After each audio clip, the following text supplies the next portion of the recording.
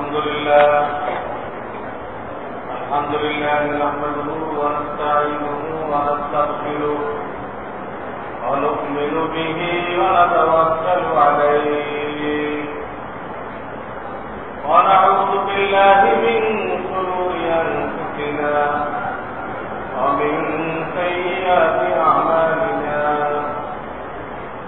من يهده الله فلا مضل له ومن يضلل فلا هادي له ونشهد أن لا إله إلا الله وحده لا شريك له ونشهد أن سيدنا ومولانا محمدا عبده ورسوله صلى الله تعالى عليه وعلى آله وأصحابه وبارك وسلم أما بعد فأعوذ بالله من الشيطان الرجيم بسم الله الرحمن الرحيم ونضع الموازين القسط ليوم القيامة وقال رسول الله صلى الله عليه وسلم كلمتان خفيفتان على اللسان ثقيلتان في الميزان حبيبتان إلى الرحمن سبحان الله وبحمده سبحان الله العظيم. وقال النبي صلى الله عليه وسلم إذا كانت ليلة النصف من شعبان فقوموا ليلها وصوموا يومها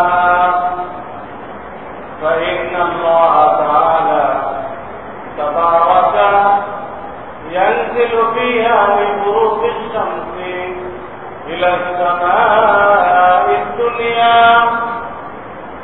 فيقول ألا من مستغفر فأغفر له ألا مسترزق فأرزقه ألا مبتلا فارض عافية ألا كذا ألا كذا حتى يطلع الفجر أو كما قال رسول الله صلى الله عليه وسلم. বুজুর্গান মুহতারাম বয়ান চলছিল বান্দার হকের ব্যাপারে। আল্লাহ রাব্বুল আলামিনের শরীয়তে খুব বেশি গুরুত্বপূর্ণ। গত সময় বলেছিলাম 3 ধরনের খাতা থাকবে আসরের ময়দানে। একটা হলো শিরিকের খাতা, এই খাতায় যাদের নাম থাকবে এরা কখনো ব্যস্ত যেতে পারবে না।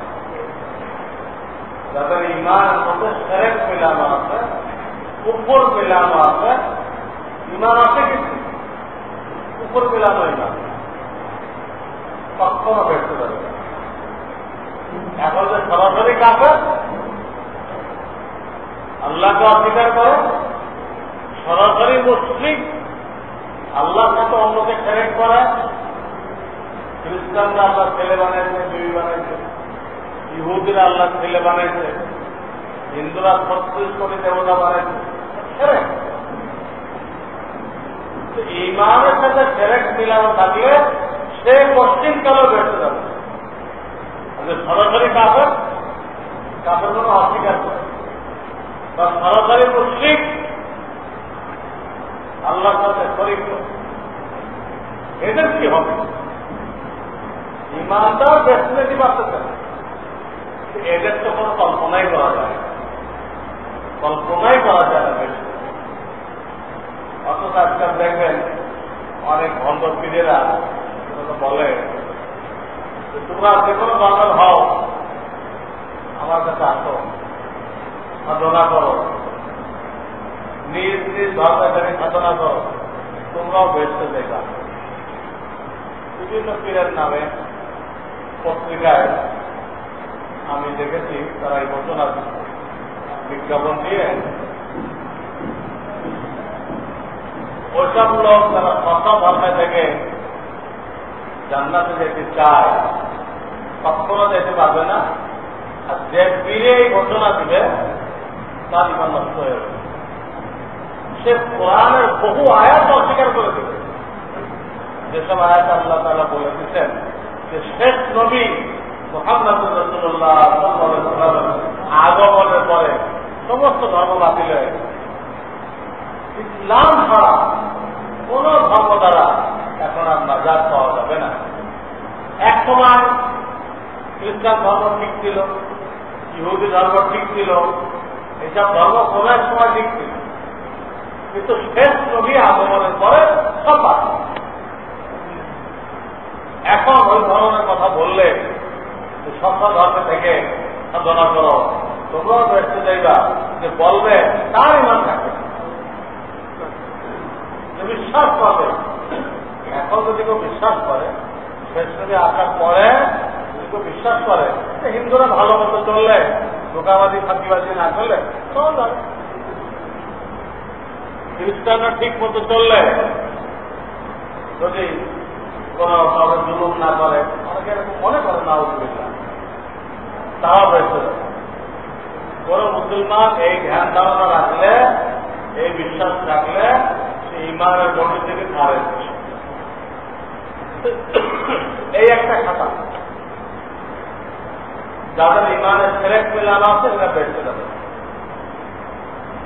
2 নম্বর খাতা,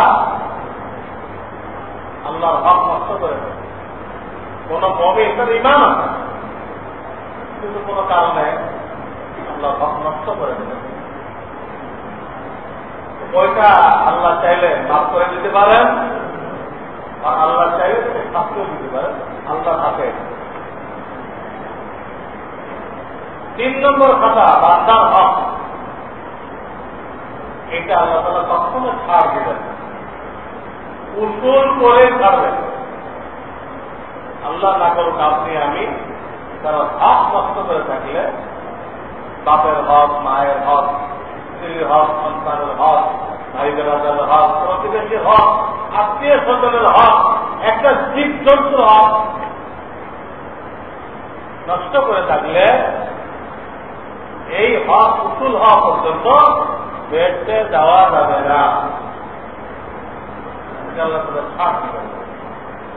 এই জন্য আমি বলেছিলাম যে এটা প্রথমে আলোচনা করব। এর মধ্যে সবে বরাত এসে গেল, আগামী শুক্রবার আগেই তো সবে বরাত, আগামী শুক্রবার আগে কি সবে বরাত? হ্যাঁ, 29 তারিখ হবে, 29 তারিখ, আগামী শুক্রবার 5 তারিখ।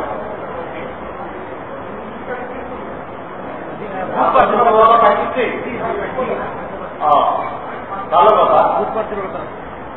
তো যেহেতু সরবরাহ খুব দোকান করছি, আজকে মনে হয় আপনি 2 তারিখ, ঠিক আছে, চাঁদের যেহেতু 2 তারিখ, 6 বছর আগে আমরা কি পেয়েছি, আজকে শুক্রবার পেয়েছি। এই সবে বরাত আসার কারণে আমি সাময়িকভাবে ওই প্রসঙ্গটা স্থগিত রেখে এখন এইটার মশলা বলব, যেখানে একদম সামনে, এটা জানার জন্য এই 2 শুক্রবার লেগে যাবে। সবে বরাত সম্পর্কে শরিয়াতের কি আদেশ দিচ্ছে একটু বোঝার জন্য এই শুক্রবার, আগামী শুক্রবার প্রয়োজন আছে, যাতে এটাকে আমরা কাজে লাগাইতে পারি, এটাকে নষ্ট না করে ফেলি। এর জন্য ওই প্রসঙ্গকে স্থগিত রেখে আমি এখন মাথার উপর যে প্রসঙ্গ, এক্ষুনি যে মশলাটা জানা জরুরি, সেই মশলা বায়ন করার জন্য প্রসঙ্গ পরিবর্তন করে আমি সবে বরাতের আপনারা খুব দিলের কান দিয়ে শুনবেন এবং অন্যদের কাছে পৌঁছাইবেন, নেহায়াত জরুরি। এই ব্যাপারে আমার পক্ষ থেকে একটা পত্র দেওয়া হয়, লিফলেট দেওয়া হয়। এটা আপনারা চাইলে ফটো করে দিতে পারবেন। যারা দলিল চায়, হাদিসের কিতাবের দলিল, ফিকহের কিতাবের দলিল, এই বিস্তারিত দলিল ওই কাগজে দেওয়া হয়। 2 টাকা ব্যয় করে ফটো করে নেবেন। আর যারা আমার কথাকে যথেষ্ট মনে করেন তাদের দলিল দরকার নেই, আমার কথাই তাদের জন্য দলিল। এই রাত সম্পর্কে এই জন্য বয়ান করা জরুরি হয়ে পড়ছে। এই রাত নিয়ে 2টা গ্রুপ হয়ে গেছে। দুটো গ্রুপ ভুলের মধ্যে আছে। হক হল এই 2টার মাঝখানে। সবে বরাত নিয়ে মুসলমানদের মধ্যে দেখা যাচ্ছে যে 2টা গ্রুপ হয়ে গেছে। অন্তত বাস্তব যেটা, হক যেটা, ওটা ও দুটার মাঝখানে। এক গ্রুপ বলতেছে যে সবে বরাতটা সবে মেরাজের মতো। সবে মেরাজের তেমন ইবাদত নেই, কোন ইবাদত করতে বলা হয় না, এই রাত্রেও কিছু করতে বলা হয় না। তাতে কেউ যদি কিছু করে ইবাদত বন্দেগী, তো তার জন্য একটা বেদাত। এই হলো এক গ্রুপের বক্তব্য। সবে বরাতটা কিসের মতো? মেরাজের মতো। মেরাজের তো কিছু করতে বলা হয়নি, শরীয়তে কোন ইবাদতকে ধারণ করে না। হ্যাঁ, ওইটাতে শিক্ষা নিতে হবে। আমি এক সময় বলেছিলাম 3টা শিক্ষা নিতে হবে: শিরক মুক্ত ঈমান, নামাজ, কোরআন। শিক্ষা নিতে হবে, বিশেষ করে ইবাদত আল্লাহ রাসূলের পক্ষ থেকে দেওয়া হয়।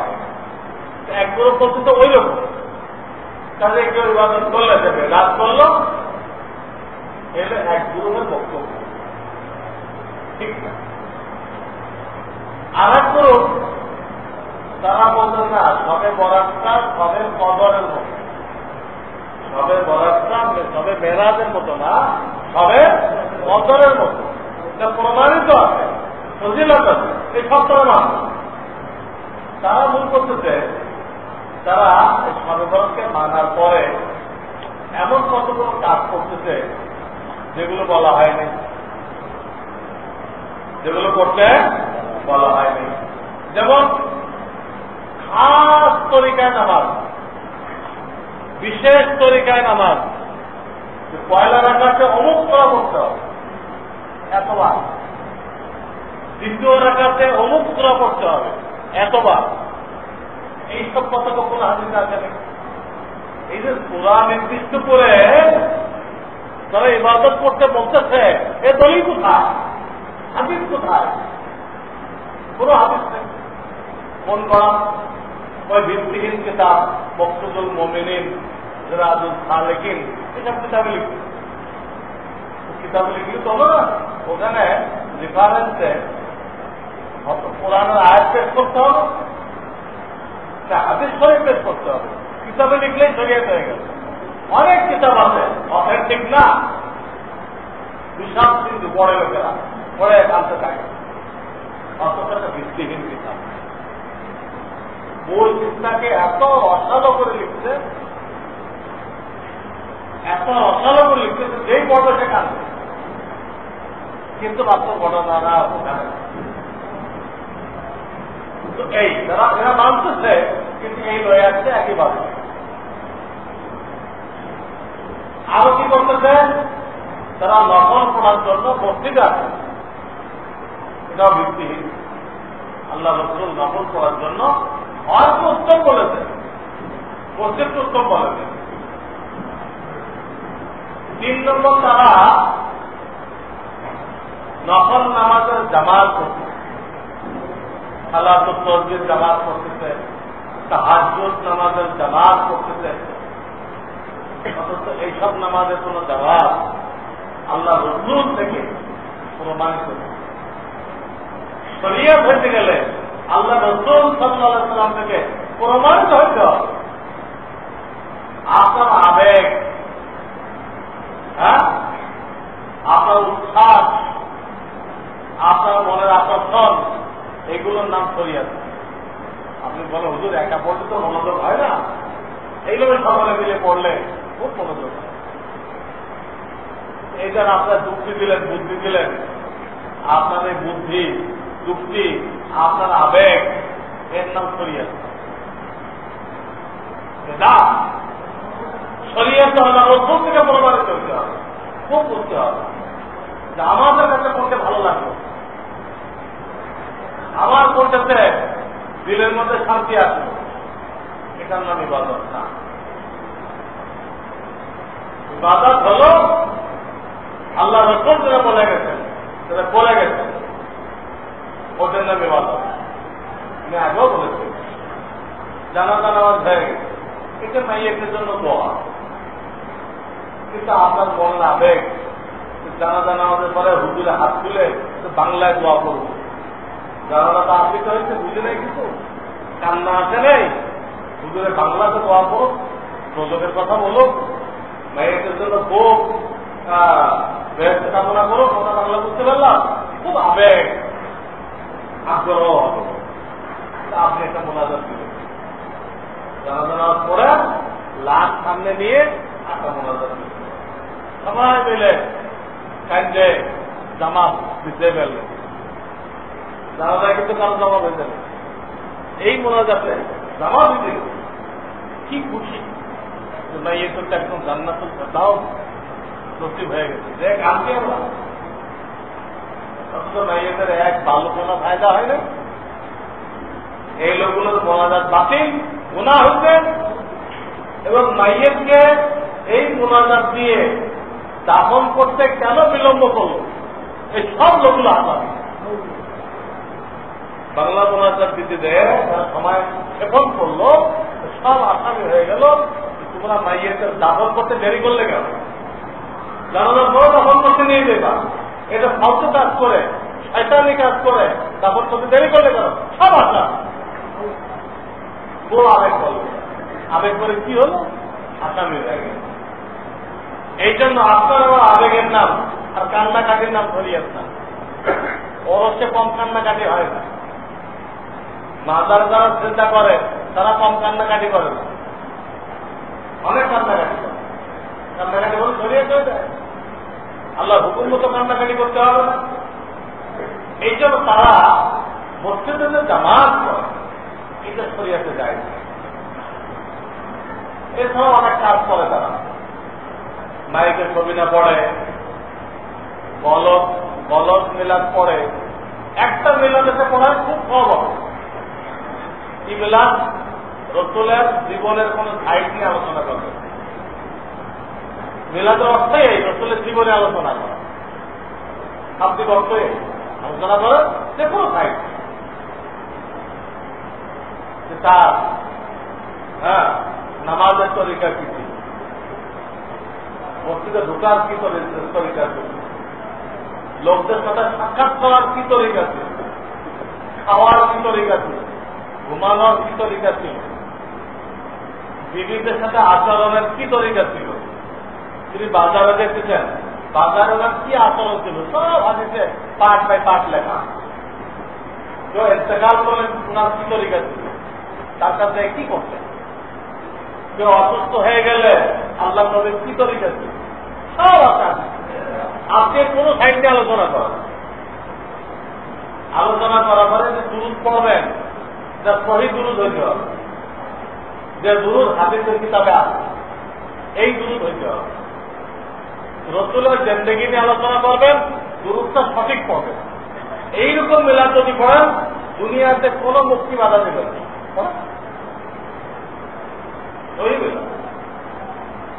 আর একটা মিলাদ আছে যেখানে রসুলের জীবনের কোনো আলোচনা নেই, বাংলা, উর্দু, ফার্সি কবিতা গায়, কতগুলো কবিতা পড়ে, এই একটা কাজ করে। আর একটা হলো তাওয়াল্লুক পড়ে, ওয়ালাম্মা তাম্মা মিন হামলিহি, তাওয়াল্লুক পড়ে, এটা পড়ে। এর অর্থ হলো আমাদের নবী সাল্লাল্লাহু আলাইহি সাল্লামের মায়ের গর্ভ যখন পূর্ণ হল তখন তিনি আমাদের নবী সাল্লাল্লাহু আলাইহি সাল্লামকে ভূমিষ্ঠ করলেন এবং তখন জান্নাত থেকে অমুক অমুক অমুক মহিলারা, জান্নাতি মহিলারা আসবে। তো ওনার মায়ের গর্ভ যখন পূর্ণ হল তিনি আমাদের নবীকে ভূমিষ্ঠ করলেন। এটার নাম তাওয়াল্লুদ। এটা বললাম নাতাম্মা মিন হামলিহি, এবার শুরু করে। এটাও না কোরআনের আয়াত, না হাদিসের কোন শব্দ, না এর কোন ফজিলত। এটা তো সবাই জানে মহিলাদের গর্ভ পরিপূর্ণ হয়ে গেলে সন্তান ভূমিষ্ঠ করে, সেটি হল নতুন তথ্য। আরবিতে বলে নতুন কিছু হয়ে গেল, তাওয়াল্লুদ। 3 নম্বর কতগুলো দুরূদ শরীফ পড়ে যার কোন ভিত্তি শরিয়াতে নেই, কোন ভিত্তি নেই। ইয়া নবী সাল্লাল্লাহু আলাইহি তো পাল্লা দেখানো হবে। আমি আজকে শুরু করি। এত সহি দুরূদ হাদিসে অথচ 100 দুরূদ পাওয়া যাবে কোন কোন মিলাই। আপনি এখান থেকে না পড়ে ভিত্তিটা কেন পড়তেছেন? এত জাল টাকা, জাল টাকায় কোনো ফায়দা হয়? জাল টাকায় জেল হয়। কোন হাদিসের কিতাবে নেই আল্লাহ রাসূল এই দুরূদ শিখান নাই। হাদিস রাখলাম, আরবি গ্রামারের দিকে ব্যাখ্যাগুলো ঠিক না। তোরা আলেম থাকলে আমার সাথে বলতো গ্রামারের দিকে কি কি ভুল আছে, এর অর্থ ঠিক না, অর্থ ঠিক। এই একটা ভুল। আর একটা বলতে হঠাৎ দাঁড়ায় বসে পড়তেছেন তো বসে পড়েন, দাঁড়াই পড়তেছেন তো দাঁড়াই পড়েন। হঠাৎ দাঁড়াই দেওয়ার কি ফজিলত? দুরূদ শরীফ একা পড়া উচিত এবং বসে পড়া উত্তম, দাঁড়াই পড়া যায়। উত্তমটা থাকতেছেন কেন? নামাজে আপনাকে বসা অবস্থায় দুরূদ করতে বলা হয়েছে, দাঁড়ানো অবস্থায় দুরূদ করতে বলা হয় না। বসে পড়েন, হঠাৎ দাঁড়াই গেলেন, উত্তমটা বাদ দিয়ে অনুত্তম করার জন্য দাঁড়াই গেলেন কেন? এই ধরনের কিছু জিনিস আছে, এইটা কোন মুক্তি সমর্থন করবে না, এর দ্বারা জনগণের কোন সব হয় না। আলেমরা যে এমন কাজ করে যেটার দ্বারা জনগণের সব হলো না, আল্লাহর কাছে কিছু পাইল না, এগুলো করলে ওই আলেমরা হাসরের ময়দানে আল্লাহর কাছে আটকা পড়বে, ওই পাবলিকরে আটকাই দিবে। আল্লাহ আমরা তো মুসলমান জানতাম না, এই হুজুরদের পিছনে চলছে, উনি প্রত্যেক বছর আমার কাছ থেকে 100-200 টাকা নিচ্ছে, আরে মিলাদ করাই দিতে। এখন দেখতেছি আমার আমল নামায় এক ভালো করে সব হয় না, অনেকগুলো গুণা হয়ে গেছে। এই হুজুরের দল, উনি এইগুলো করেন, উনি এইগুলো করেছে, আমরা তো সাধারণ মানুষ, আমরা জানি না। তখন এই আলেমরা বিপদে পড়ে। এই জন্য সঠিক মিলাদ যদি পড়েন খুব ভালো পড়েন, কোনো বেশি গলত পড়বেন, সব কিছু হবে না, গোনা হবে। আর গলতটাই বেশি চালু হয়ে গেছে, সঠিকটা পড়তেছে না, সম্ভব পড়তেছে। আমি বলে থাকি গলতটা যে গলত তার একটা প্রমাণ দিয়ে থাকি। যদি গলত মিলাদ হইতেছে এরকম কোনো সবের কাজ হইত, তাহলে যে হুজুর পড়াইল ওনার বাসায় আপনার 5 দিন করতে গেছে, খুব নেকির কাজ হয়ে থাকে, খুব বরকতের কাজ হয়ে থাকে। এই বরকতটা ওনার দরকার নেই, সব বরকত আপনার দরকার, আর হুজুরের দরকার নেই। ওনার বাসায় মাসে একবার হয় না কেন? ওনার বাসায় এই মিলাদটা হয় না কেন? এই তাওয়াল্লুদওয়ালা মিলাদ, কিয়ামওয়ালা মিলাদ, হ্যাঁ, ওখানে টাকা হয়, কেউ জিলাপি নেয়। তো বলতেছিলাম যারা সবে বরাত মানে, ঠিক আছে, মানা তো ঠিক আছে, কিন্তু সবে বরাতের নামে যে এই খাস নির্দিষ্ট সূরা দিয়ে নামাজ পড়ল, নফল পড়ার জন্য মসজিদে জমা হল, সালাত ও তাসবিহ তাহাজ্জুদ জামাত করে পড়ল, এইগুলো তো শরিয়াতে কোনো দলিল নেই। প্রত্যেক বছর মাজারে গেল, মাইকে ছবি না দিল, আতশবাজি ফোটাইল, ছেলেদের টাকা দিল, আতশবাজি পুজো ফোটানো, মসজিদ নিজের বাড়ি আলোকসজ্জা করলো, আলোকসজ্জা যা অগ্নি পূজকরা করে থাকে। মুসলমানদের কাছে দিনে এলেন না থাকায় অগ্নি পূজকতা নিয়ে রসুলের তরিকে কোথায় আর আমরা কোথায়? অগ্নি পূজকরা আলোকসজ্জা করে, এটা আমরা লয়ে চিন্তা করি। হালুয়া রুটি করে, সারা বছর হালুয়া রুটি করে, আজকে ইবাদতের দিন, আজকে আপনি এটা করবেন, ইবাদত কখন করবেন? আর তো পরে তো ঘুম আসবে।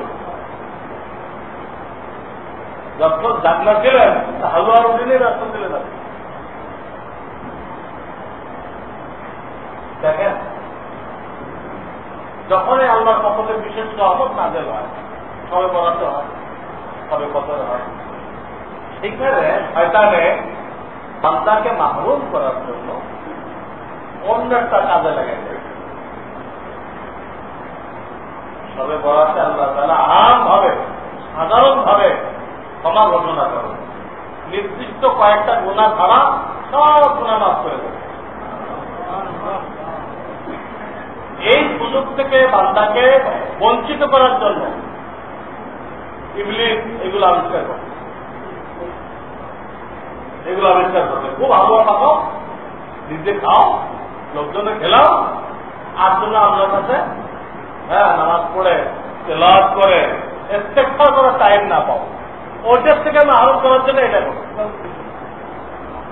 তারপর দেখে একটা না দিয়ে বিকল্পটা খাড়া না করে ওটাতে সরানো যায় না।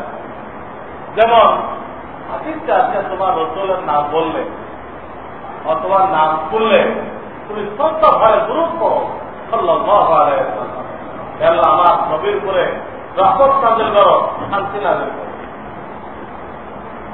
সাল্লাল্লাহু আলাইহি ওয়াসাল্লাম। যদি বলবে না, তাকে নিকৃষ্টতম বকিল বলা হয়। আমরা যা কিছু পাইছি সব আল্লাহ রাসূলের বদৌলত। আমরা ঈমান পাই, আল্লাহকে চিনতে পারছি, নামাজ পড়তে পারছি, সব আল্লাহ রাসূলের বদৌলত। তিনি এইভাবে নিজে দান শহীদ করে মাথা ভেঙে যদি দিনে দাওয়াত না দিত, 1,000 মাইল দূরে বসে আজকে আমরা মুসলমান হতে পারতাম না। তিনি সাহাবায়ে কেরামকে বলে যে এইভাবে কোরবানি না করেছে আজকে আমরা ইসলাম পাইতাম। যার ওখানে এত কিছু পাইলাম আমরা, জান্নাত পাইতেছি যার ওখানে, সেই রাসূলের নাম শুনে সাল্লাল্লাহু আলাইহি ওয়াসাল্লাম না বলা কত বড় বকেলি, কত বড় কৃপণতা কল্পনা করা যায়? সেটা শরীয়তের নির্দেশ। এবং হাদিসে আছে, যে ব্যক্তি আমার উপরে যত বেশি দুরূদ পড়বে হাসরের ময়দানে আল্লাহ রাসূল বলেন যে আমার তত বেশি কাছে থাকবে। কাছে থাকলে অবশ্যই সুপারিশ পাবে, সাফাত পাবে। তো কত বড় ইবাদত! হাদিসে আছে, একবার দুরূদ শরীফ পড়লেন আল্লাহ তাআলা তারপরে কমপক্ষে 10টা রহমত নাযিল করেন, তার আমলনামা থেকে 10টা গুনাহ মুছে দেন, এবং জান্নাতের ভিতরে তার দরজা, তার পজিশন 10 গুণ উঁচা করে দেন একবার দুরূদ পড়লেন। এই ফজিলত থেকে মাহরুম করার জন্য শয়তানে বিকল্প খাড়া করল কি? তোমার রাসূলের নাম শুনলে উঁচু করে চোখের মধ্যে লাগে, উঁচু করে কি করো? উঁচু করা চোখে লাগালো, হাদিস করি, হাদিস দেখানো মাত্র। এইটা তাবিজের কিতাবে লিখবে, তাবিজের কিতাব কিন্তু হাদিস কোরআন না, তাবিজের কিতাব হাদিস কোরআন না। বিভিন্ন হুজুরাদের তাবিজ দেয়, যাতে কাজ না হয়। তো অনেকে মন্তব্য করলো পরে, তাহলে কোরআনের চিন্তা হয়ে গেল, আমি তাবিজ নিলাম, হুজুরদের কাজ হলো নাকি? এটা বলাটা ভুল। তাবিজে দেওয়া এটা কোরআন হাদিস না। কেন কোরআন হাদিস না? একটা আয়াত লিখে দিবে, একটা হাদিস লিখে দিবে। অনেকে তো কুফরি কালাম লেগে, ওই তাবিজ ব্যবহার করলে তো ইমানের ক্ষতি হয়। অনেক তাবিজ দাতা কুফরি কালাম লেগে, যারা কোরআন হাদিস লেখে তাদেরটা বলতে আয়াত লিখে দিবে। কিন্তু ওই আয়াতটা লিখলে যে এই ফায়দা হবে, এটা কি কোনো আয়াতে আছে? আমার কথা বুঝতে চেষ্টা করতে হবে। এটা একটা ক্লাস, এটা একটা কোরআন হাদিসের ক্লাস, এটা সাধারণ কোনো বয়ান না। আমি সাধারণ কোনো ওই কিস্তা কাহিনীর বয়ান করি ক্লাস।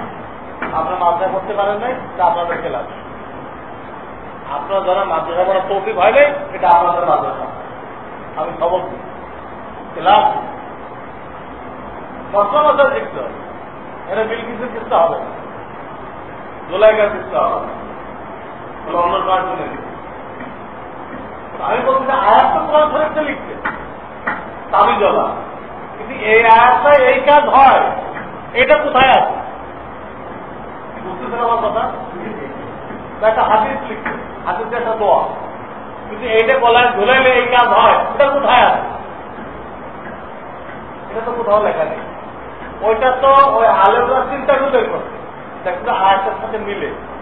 এই আয়াতটা বলা হয়েছে, এর সাথেও সমস্যাটা কি হয় মেলে। ওটা উদাহরণ দেয়, ইদা সামাউ সাফফাত ওয়া আযিনাত লিরাব্বিহা ওয়া হুক্কাত ওয়া ইদাল আরদু মুদ্দাত ওয়া আলকাত মা ফিহা ওয়া তাখাল্লাত। এটা আমপারার একটা সূরা, আমপারার একটা। এই সূরায় কিয়ামতের দিন কি হবে এটা বলা হয়েছে। তার মধ্যে একটা কথা বলা হয়েছে, ওয়া আলকাত মা ফিহা ওয়া তাখাল্লাত। কিয়ামতের দিন জমিন, তার মধ্যে যা কিছু রক্ষিত আছে, আমাদের রাত থাকবে না জমিনের মধ্যে, সব উপরে উঠাই দেবে। তাখাল্লাত, সে খালি হয়ে যাবে। কি হয়ে যাবে? এই আয়াত ওয়া আলকাত মা ফিহা ওয়া তাখাল্লাত। কিয়ামতের দিন জমিন, তার মধ্যে যে মানুষের লাশ আছে সব তোমরা বালু করার মতো হয়ে যাবে। আল্লাহর হুকুমে তখন কিন্তু আবার পূর্ণাঙ্গ বডি হয়ে যাবে, পূর্ণাঙ্গ বডি হয়ে যাবে। কবর ওটাকে উপরে উঠাই দেবে, কিয়ামত কায়েম হয়ে যাবে। আয়াতটা অর্থ বুঝলেন? জমিনের মধ্যে মানুষ আছে সব বের করে দেবে, এই অর্থ। এখন আপনি গেছেন যে এক মহিলা প্রসাদ বেদনা উঠছে, বাচ্চা হয়ে দিচ্ছে না, হুজুর একটা তাবিজ দেয়। হুজুর কি তাবিজ দিতে হবে? এই আয়াতটা লিখতে, আলকাত মা ফিহা ওয়া তাখাল্লাত, এই পর্যন্ত লিখতে। লিখে বলবে যে বাপ রানে বাঁধবেন, বাচ্চা হওয়ার সাথে সাথে সে ভুলে ফেলবে। তো এখানে বাচ্চা হওয়ার কি আছে? এখানে কিছু আছে বলার আছে? কেন লিখল? সে চিন্তা করতেছে যে এই আয়াতে বলা হয়েছে জমিন তার ভিতর যা আছে সব বের করতেছে, তাহলে এই মহিলার ভিতরে যে বাচ্চা আছে, এই বাচ্চা কি হয়ে যাবে? বের হয়ে যাবে। এই কিন্তু সূক্ষ্ম একটা কানেকশন আছে, ওটা কিন্তু কোনো আয়াত দ্বারা প্রমাণিত না, কোনো হাদিসও বলা হয় নাই যে আয়াত লিখে বাপ রানে বাংলে বাচ্চা হবে, কোনো হাদিসে নেই। যারা তাবিজ লিখে তারা আয়াতের দিক চিন্তা করে দেবেন। এখন আল্লাহ চায় তো, যদি আল্লাহ ভালো মনে করে তো ওসিলা করে বাচ্চা হইতেও পারে, আল্লাহ না চাইলে নাও হতে পারে।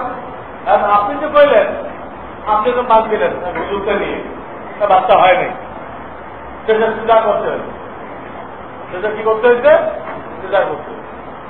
তা আপনি বলছেন কোরআন মিথ্যা হয়ে গেল, আর এখানে মিথ্যার কি হলো? এক তাহলে বাচ্চা হবে, এটা কোন আয়াতে আছে? এটা কোন হাদিসে আছে? কোথাও তো নেই। তো হুজুরের ধারণা আছে, তার ধারণা ঠিক হতে পারে, ভুল হতে পারে। তো ওনার ধারণা ঠিক ভুল হয়ে গেলে কোরআন হাদিস মিথ্যা হয়ে গেল। বুঝতেছেন আমার কথা? বুঝতে হবে, খালি শুনে গেলে হবে না। আল্লাহ কি করতেছেন, আল্লাহ রসুল কি করতেছে, দিকে যাইতে হবে, বুঝতে হবে। এই হলো তাবিজের হাকিকত। এই হলো কি তাবিজ লেখে না, তাবিজের হাকিকত সব ভুলে গেছে। ওই ঘটনার সাথে, ওই আয়াতের অর্থের সাথে সামান্য কোনো কিছু মিল পেন, সামান্য কোনো দিক দিয়ে মিলবে ওই আয়টা লিখে। এটা যদি কাজে না লাগে এই কথা বলা যাবে না তাহলে কি কোরআন হাদিস মিথ্যা হয়ে যাবে? কখনো কখনো কোরআন হাদিসের জায়গায় ঠিক আছে। তাবিজটা লোকেরা ধারণা করলি সেই তাবিজের কিতাবে আছে, সেই তাবিজের কিতাবে আছে যার শরীয়তে কোনো ভিত্তি নেই। রসুলের নাম শুনে যদি কেউ চুচু করে চোখে লাগায় তো তার দৃষ্টি শক্তি বাড়বে। তাবিজের কিতাব কোরআনেও না হাদিসেও না, সেখানে তো তাবিজ হলো রসুলের নাম শুনে জুলুস করতে হবে, এটা করবে। চুচু করলেন তাদের জুলুস করাতে আদেশ ছিল, এটা তো হলো না। বেশিতে বেশি কি হলো, আপনি একটা তদবির করলেন, একটা তাবিজের উপর কি করলেন, তাবিজের উপর আমল করলেন, কিন্তু জুলুস করার সুন্নত করে আছে। দেখেন আমি এই কথাই বলতেছিলাম, জায়গায় তার বিকল্প খাড়া হয়ে গেছে, খাড়া হয়ে আসল জিনিসটা বাদ হয়ে গেছে। তো সবে বরাত শরিয়াতে সাবেক। আমার কাছে কাগজ আছে, এটা আমরা জমার পরে ফটো করে দিতে, তখন আপনারা জানতে পারেন একসাথে 20-50 ছবি ফটো করে যাদের দরকার, যাদের এলাকায় এই ধরনের লোক আছে যারা সবে বরাত মানে না, তাদের পেশ করে এই সহি হাদিসগুলো জবাব দেওয়া হবে। তুমি যদি মানো না এই হাদিসগুলো কি হবে জবাব। আর যেখানে এই সমাজটা নেই তারাই কাগজ না নিয়ে চলে। তো তার কথা একগুলো অমান্য করতেছে, তারাও ভুল করতেছে, আর একগুলো টানতেছে কিন্তু বানাওয়ার ইবাদত করছে, বানাওয়ার ইবাদত, তারাও ভুলের মধ্যে আছে। তাহলে ঠিক কি? ঠিক এই যেহেতু অনেকগুলো সহি এবং হাসান, এক ক্ষেত্রে হাদিসের নাম হাসান, আর একটা হাদিসের নাম হলো জয়ীফ। সহি হাদিস তো সরাসরি গ্রহণযোগ্য, হাসান এটাও সরাসরি গ্রহণযোগ্য। জয়ীফ এর সাপোর্টে যে আরো হাদিস থাকে তো জয়ীফ হাদিসও গ্রহণযোগ্য। একই ধরনের কথা ও মানুষ পাওয়া যেত। এইরকম ক্ষেত্রে জয়ীফ হাদিস কি এগুলো বড় আলেমরা জানে, আপনাদেরও জানতে হবে, মানে ফেলতে পড়ে। জয়ীফ হাদিস একটা হলে গ্রহণযোগ্য না, কিন্তু ওর সমর্থনে আর হাদিস থাকে তাও গ্রহণযোগ্য। কিন্তু মৌজু হাদিস যেটা মৌজু বলে, জাল বলে, বানাওয়াট বলে, এইটা গ্রহণযোগ্য না। এটা কি না গ্রহণযোগ্য। তো সবে বরাতটা সহি হাদিসও আছে, চোখ বন্ধ করে গ্রহণযোগ্য। হাসান হাদিসে আছে, এটাও গ্রহণযোগ্য। জয়ীফ হাদিসও আছে, সেই জয়ীফের সমর্থনে অন্তত 8টা হাদিস আছে। এরকম জয়ীফ কি জয়ীফ তো আছেই, হাসানও আছে, আর জয়ীফটা আছে তার সমর্থনে কয়টা আছে? 8টা হাদিস আছে। সব দিক থেকে গ্রহণযোগ্য, অস্বীকার করা যাবে। কাজে কি করবো আমরা? সব দিকে যখন আছে প্রমাণিত, এই রাতকে আমরা কাজে লাগাবো, এই রাতকে কাজে লাগাবো। কি নফল নামাজ, নর্মাল যে নিয়ম আছে এই নিয়মে যে কোনো সূরা দিয়ে নফল নামাজ পড়বে, তিলাওয়াত করবে, জিকির করবেন, জিকির, আর আল্লাহর কাছে চাইবেন, দোয়া করবেন। রাতটাকে যতদূর পারা যায়, যতক্ষণ পারা যায় এই কাজ করবেন। নফল নামাজ পড়লেন যে কোনো সূরা দিয়ে, আর কি তিলাওয়াত করলেন, জিকির করলেন, আর দোয়া।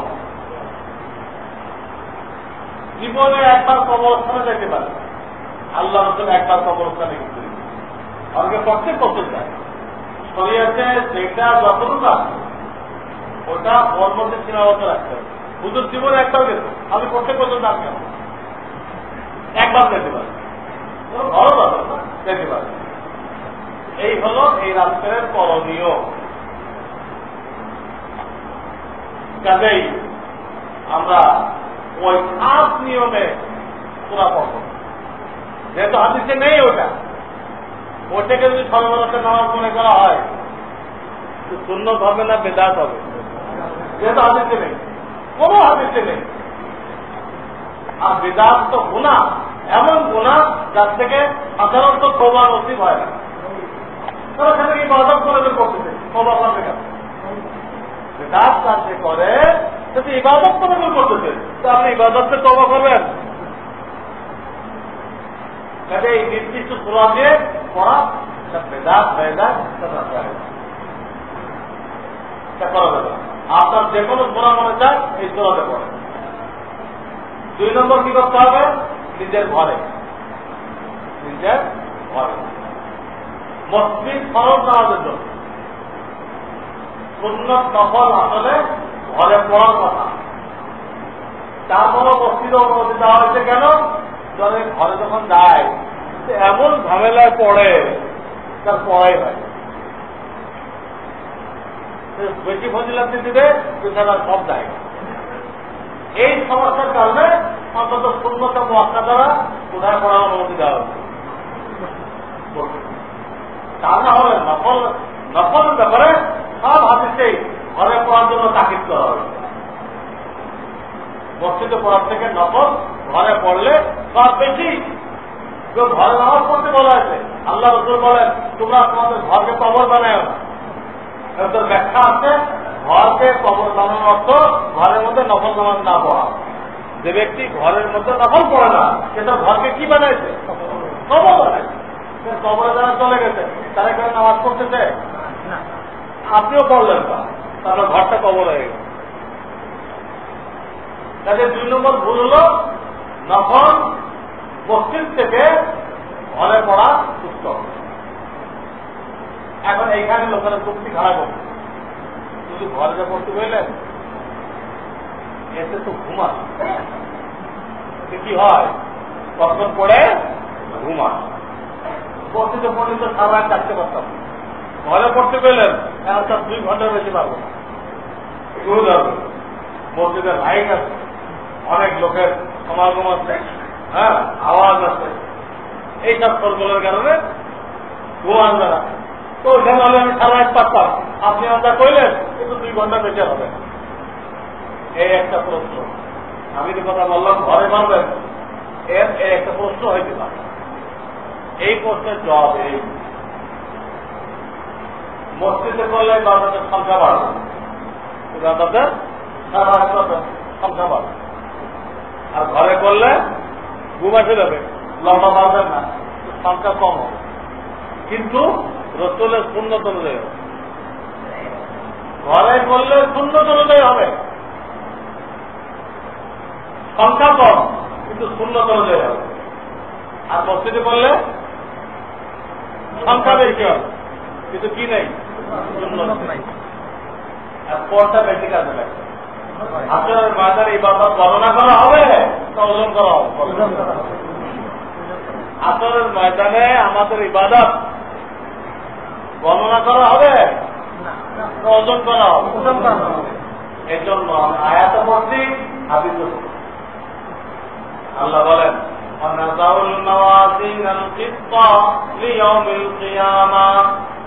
আসরের ময়দানে আমি তোমাদের নেকিবদি ওজন করার জন্য দাড়িপাল্লা কায়েম করি।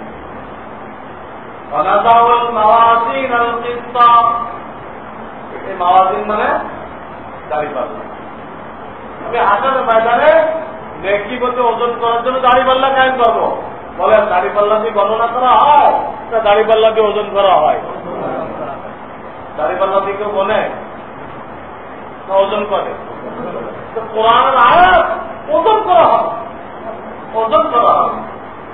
আচ্ছা হাদিসটা শোনাচ্ছি আমি খুব ভূমিকায়, তাই বলা হয় 2টা বাক্য এরকম আছে যা আপনাদের জবানে খুব সহজ, জবানে খুব সহজ, আল্লাহর কাছে খুব প্রিয়। আর হাসরের ময়দানে দাড়ি পাল্লায় খুব ওজন। দাড়ি পাল্লা কি খুব ওজন। কি বলা দাড়িপাল্লা খুব সংখ্যা বেশি পাওয়া হলো দাঁড়িয়ে পাল্লা ওজন বলা হলো? হ্যাঁ, কোরআনের মধ্যে তো ওজন করা হবে, হাদিসে বলতে তো ওজন করা হবে। তা আপনি সুন্নত তরিকে 2 ঘন্টা করলেন, আরো সুন্নত বাদ দিয়ে 10 ঘন্টা বললো, বলেন কারটার ওজন বেশি হবে? আপনার ওজন হবে, আপনি দ্বারা পার হয়ে যাবেন, এটা সুন্নত। আর ওটা সুন্নত নেই, দেখতে না ওজন দেবে, কোনো ওজন উঠবে না, কোনো ওজন উঠবে না। মসজিদে যারা বললো সালাতুল তাসবিহ জামাত করলো, আল্লাহ তো জীবনও সালাতুল তাসবিহ জামাত করেন নাই, তিনি ফরজ নামাজ জামাত করতেন। ফরজ নামাজ কি করতেন? জামাত। ওয়াজিবের মধ্যে 2 ঈদের নামাজ আর বেতেরটা রমজান। ওয়াজিবের মধ্যে 2 ঈদ আর বেতের কখন? রমজান। এই গেল ওয়াজিব। আর সুন্নত নফলের মধ্যে আছে তারাবি আছে, বৃষ্টি চাওয়ার জন্য সলাতুল ইস্তিসকা আছে, সলাতুল ইস্তিসকা।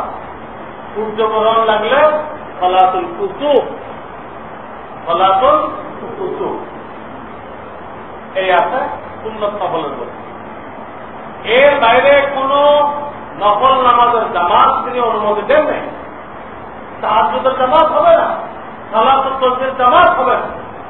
এই জামাত করতে পড়লেন আপনি, সুন্নত নেই, সারা রাত পড়লেন, সংখ্যা তো অনেক হয়ে গেল, কিন্তু সুন্নত না থাকায় হাতের মাঠে দাঁড়িয়ে পাল্লা চলবে, কোনো ওজন নেই, কোনো ওজন নেই। তাহলে এই শরিয়াতের ভিত্তি বুঝতে হবে। আমল গণনা করা হবে না, আমল কি করা হবে? ওজন করা হবে। ওজনটা কখন হবে? যদি ওর ভিতরে সুন্নত। ঘরে পড়েন, জামাত পড়বেন না, ঘরে পড়ার ভিতরে সুন্নত আছে, জামাত নফল নামাজের জামাত না করার মতো কি আছে? সুন্নত আছে। এটা ওজন হয়ে গেল, বেড়া পা। 2 নম্বর, তারা মসজিদে নামাজ পড়তেছে, আপনি 2 ঘন্টা পর ঘুমাই গেলেন, ঘুমে ধরছেন, দিতে আসছে ইবাদতের মধ্যে ঘুমে ধরে, ঘুমায় গেল, আবার উঠান নিয়ত করে ঘুমায় গেল, কোরআন তেলাওয়াত করতে যাও, নফল নামাজ পড়তে তো ঘুমে গেল, আল্লাহ বলতে অর্ডার, ঘুমায় গেল। কি নিয়েছে? ইনশাআল্লাহ একটু ঘুমায় আবার উঠতে চেষ্টা করো, এই নিয়ত করে ঘুমায় দাও, তো তোমার ঘুমটা ইবাদত হয়ে যাবে। আপনি যে ঘুমাই গেলেন, 2 ঘন্টা ঘুম, আগে 2 ঘন্টা কথা তো বললামই, ওজন হবে। এখন বলতে যে ঘুমাই গেলেন, এটাও কাজে লাগে। ঘুমাইছেন আপনার মর্জি মতো না আপনার রসুলের হুকুম মতো? আপনি ঘুমাইছেন রসুলের হুকুম মতো, আর ওরা মসজিদ জামাত করতেছে আল্লাহর হুকুম ছাড়া। ওদের সালাতুল তাসবিহের দাম বেশি হবে, আপনার ঘুমের দাম বেশি হবে? আপনার ঘুমের পিছনে রসুলের সুন্নাত আছে। ওদের সালাতুল তাসবিহ, ওদের ছবি না, ওদের গলত মিলাদ, ওদের তাহাজ্জুদের জামাত, কোনটার মধ্যে কি নেই? কোন সব পাবে না। আপনি ঘুমাই কি পাবেন? সব পাবেন। আপনার প্রতি কি হলো? বুঝলাম ঘুম আসছে, প্রতি কি হলো? ও ঘুমায় তো সব পেয়ে যাবে, ওখানে আল্লাহ রসুলের অর্ডার হয়ে গেছে, ঘুমে দিলে ঘুম পড়ো, তা না হলে উল্টা করে ফেলতে পারবে, বদ্ধ হয়ে যাবে। ঘুমাই দাও, ঘুমে তো যাওয়া তো দেখা যায় তুমি 2 ঘন্টা করলেন, এটা আপনার লাভ বেশি, ঘুমাই গেলেন ওটাও কি লাভ বেশি। তো কিছু কথা আজকে হলো, ইনশাআল্লাহ বাকি কথা সামনের সময় আলোচনা করা হবে। আল্লাহ তাআলা আমাদেরকে আল্লাহর মর্জি মোতাবেক আমল করার তৌফিক দান করুন। একটু কথা থাকে।